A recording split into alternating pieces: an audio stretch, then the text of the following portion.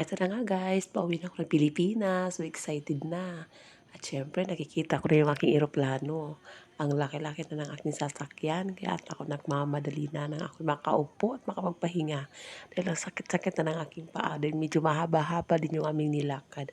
At ako'y nagugutom na talaga dahil ang flight ko ay 11:45 ng gabi.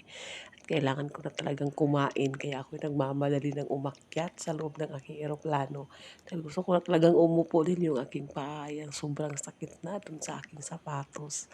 Kaya ang yung lola ay talagang nagmamadali ng umakyat dun sa taas nang ako'y makaupo na at makapagpahinga na rin dahil sobrang pagod na din ako. Eto na nga, nakaupo na ako sa aking upuan.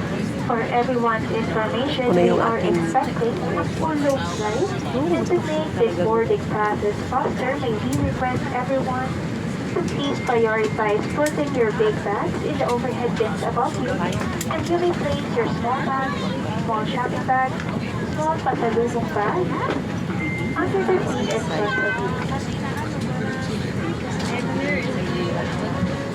marami na mabuhay. Bye-bye sa Pilipinas. Ibang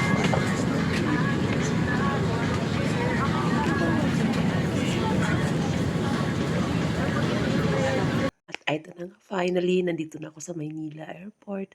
At ito, habang hinihintay ko yung aking second flight, ako ay kumain muna kami ng aking kaibigan na nakilala ko lang din siya sa airport. At ito, nag-coffee kami dito at kumain kami ng french fries. Kaya lang guys, sobrang mahal din pala dito, no? So, okay lang yan. Kasi nga gutom na nga ako at ito, nag-coffee muna kami.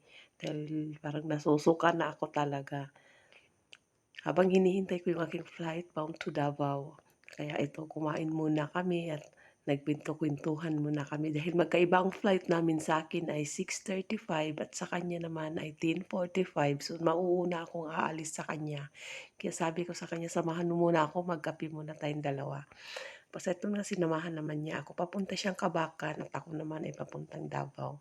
So magkasama sana kami kaso magkaiba lang yung oras ng aming flight. Kaya sobrang saya at eto sa wakas makakasama ko na rin yung pamilya ko sa Christmas at sa New Year. So thank you for watching guys and good morning everyone.